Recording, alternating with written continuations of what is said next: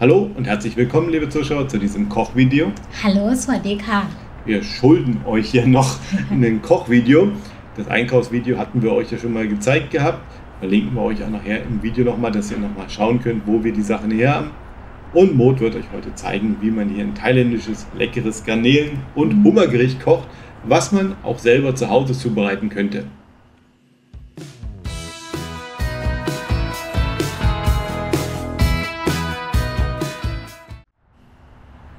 Alles, was man so an Zutaten braucht, gehen wir davon aus, dass man die auch in Europa oder im anderen Land kaufen kann. Das ist jetzt nicht wirklich was Exotisches, außer dass man vielleicht diese Krabben, diese Garnelen und so weiter nicht frisch so richtig kriegt, sondern auch tiefgefroren. Könnte man aber auch benutzen, ist kein Problem. Und die Zutaten sollte es im gut sortierten Fachhandel oder im normalen Supermarkt auch geben.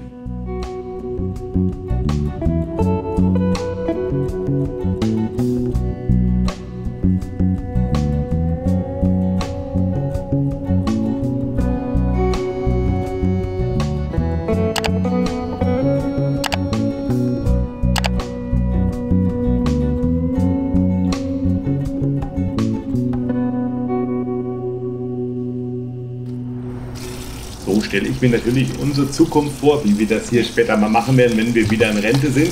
Aber dafür gibt es jetzt noch keine Zeit. Also wird Maud hier erstmal anfangen, in Hausmannsmanier, Hausfrauenmanier, schön anfangen zu kochen. Was ist denn das Wichtigste? Eine gute Vorbereitung, ne? Ja, Boวุ้นเส้น ne? Genau. Das ist ein Menü. Das ist Crepe, ne? Und Nudeln und Gemüse und paar, wie heißt, Kampis, oder? Genau.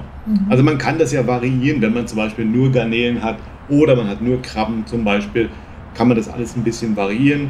Ihr seht, das wichtig ist natürlich alles so ein bisschen die Vorbereitung, dass man die Sachen klein schneidet, dass man das Gemüse wäscht, dass die Sachen schon mal klein geschnitten sind und so weiter.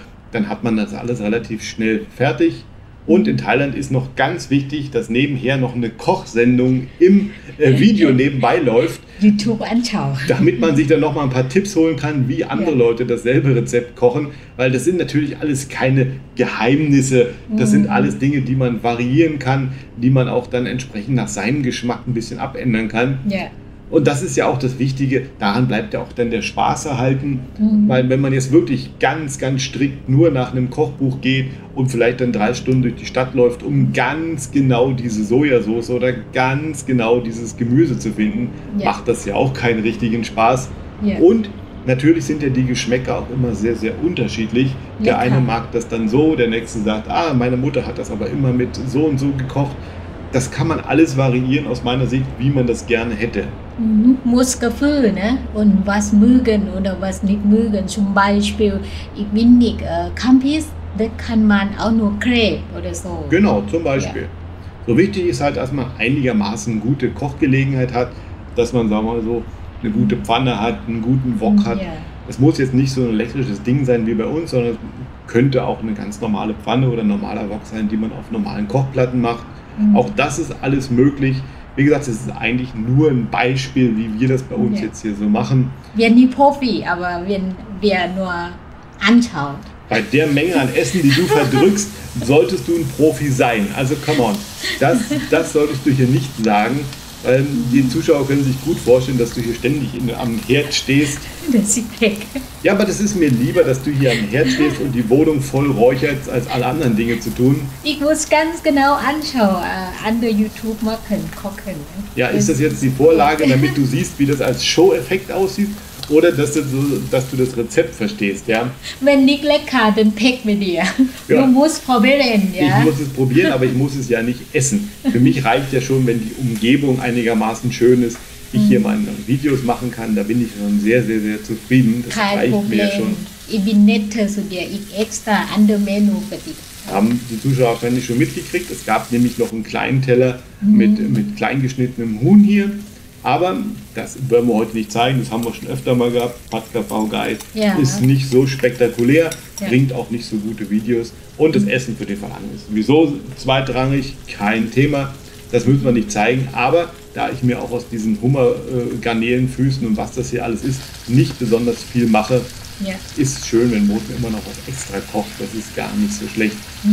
Ja, wichtig bei diesen Dingen ist halt immer die Temperaturkontrolle, dass man also hier immer seine Pfanne oder seinen Topf ein bisschen reguliert, dass das also nicht anbrennt sofort. Ja. Und wenn man ein schönes Kondo hat, vielleicht neu mit Rauchmeldern, sollte man auch ein bisschen aufpassen, wenn plötzlich die Sirene losgeht, weil hier irgendwas brennt, dann wird es auch ungemütlich. Ja, genau. Also immer schön Fenster, Türen offen, Abzugshauben anschalten. Wenn nicht stinkt. Und aufpassen, dass es nicht zu sehr riecht. Genau so ist das. Hier in dem Kondo, wo wir jetzt hier kochen tun, ist das alles überhaupt gar kein Problem. Unser Jomtien-Kondo war anders gewesen, hatten wir euch ja auch schon mal erklärt. Und wenn man das alles so schön zusammen hat hier, muss man eigentlich nicht mehr viel machen. Diese Glasnudeln sind ja alle relativ einfach zu kochen. Auch diese Gemüse und das Ganze ist sehr, sehr schnell fertig. Man braucht also jetzt hier nicht stundenlang. Wenn ich das so gesehen habe bei dir, hat am längsten die Vorbereitung gedauert, das alles zu waschen, das klein zu schneiden, das in die Portion zu machen. Später das Kochen war hier in 5-6 Minuten erledigt gewesen. Das war relativ schnell und das Ergebnis sieht man dann auch sofort, wird schön gegart. Das Fleisch kriegt jetzt natürlich dann diese Farbe, die man eigentlich auch erwartet, nämlich dieses rosa-orange hier. Sieht nicht mehr so blau aus wie gerade vom Fischmarkt. Kann man nicht viel lassen, ne? Nur 5 Minuten ungefähr, dann schneller fertig. Genau so ist das, weil dann fängt es nämlich auch schnell an zu brennen. Ihr seht, wie die Rauchentwicklung hier auch ist. Dann noch die restlichen Kräuter und Gemüse drauf. Und die Sache ist schon fast fertig. Ja.